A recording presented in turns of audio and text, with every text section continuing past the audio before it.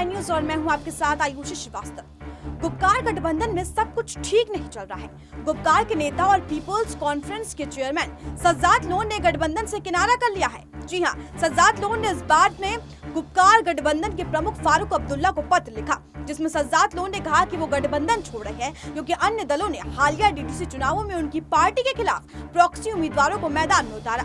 पत्र में सज्जाद लोन ने लिखा कि हमारे लिए ये मुश्किल की घड़ी है, इस पर बने रहना और दिखावा करना कि जैसे कि कुछ हुआ ही नहीं है। पार्टनर्स के बीच विश्वास का उल्लंघन हुआ है जो कि हमारे विचार से परे है। हमारी पार्टी में प्रमुख दृष्टिकोण ये है कि हमें गठबंधन करने के लिए चीजों की प्रतीक्षा करने के बजाय सौहार्दपूर्ण तरीके से गठबंधन से बाहर कर निकलना चाहिए। गौरतलब है कि पिछले दिनों उनकी पार्टी के सीनियर नेताओं ने पत्र लिखा था।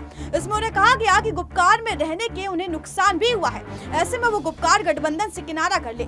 इसके बाद से लोन की तरफ से पिछले कुछ दिनों से कोई बयान नहीं आया था। गुपकार के नेताओं से भी मुलाकात नहीं हुई पाई थी, मगर अब सज्जाद लोन ने स्पष्ट कर दिया है कि वो गुपकार गठबंधन के सदस्य नहीं है। बहरहाल आखिरकार वही हुआ जिसकी उम्मीद की जा रही थी। जिला विकास परिषद के चुनाव संपन्न होने के बाद ही गुपकार गठबंधन पूरी तरीके से बिखरने लगा। उन्होंने घटकों में जारी वर्चस्व का खुलासा करते हुए कहा कि कोई भी घटक दल किसी दूसरे को नहीं दिखाना चाहता। बता दें कि इसके घटक दलों में National Conference People Democratic Party, People's Conference Jammu Kashmir People's Amendment और आवामी नेशनल कॉन्फ्रेंस और माकपा शामिल है।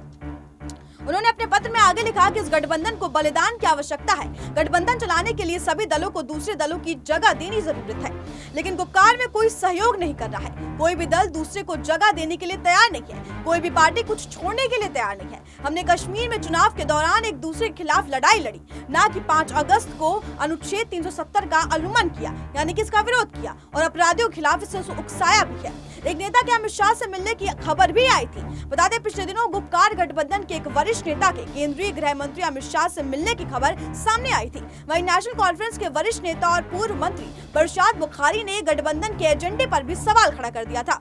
उन्होंने कहा था कि अनुच्छेद 370 की बहाली के लिए चुनाव के बाद अलायंस को अपना रोड शो मैप स्पष्ट करना चाहिए था। उसके बिना तो गुपकार गठबंधन एक और हुर्रियत कॉन्फ्रेंस बनाकर रह जाएगी। गौरतलब है कि गुपकार गठबंधन का गठन पिछले साल अक्टूबर में संविधान के अनुच्छेद 370 के तहत जम्मू कश्मीर की विशेष स्थिति को बहाल करने के उद्देश्य से किया गया था, जिसे 5 अगस्त 2019 को नरेंद्र मोदी सरकार ने रद्द कर दिया था। डीडीसी चुनाव में 110 सीटें गुपकार ने जीती थी। वहीं दूसरी ओर भारतीय जनता पार्टी 75 सीटों के साथ सबसे बड़ी पार्टी के रूप में उभरी थी। इस खबर पर आपकी क्या राय है, हमें कमेंट बॉक्स में जरूर बताएं। अगर आपको ये खबर पसंद आई हो तो उसे लाइक, शेयर और सब्सक्राइब करना ना भूलें।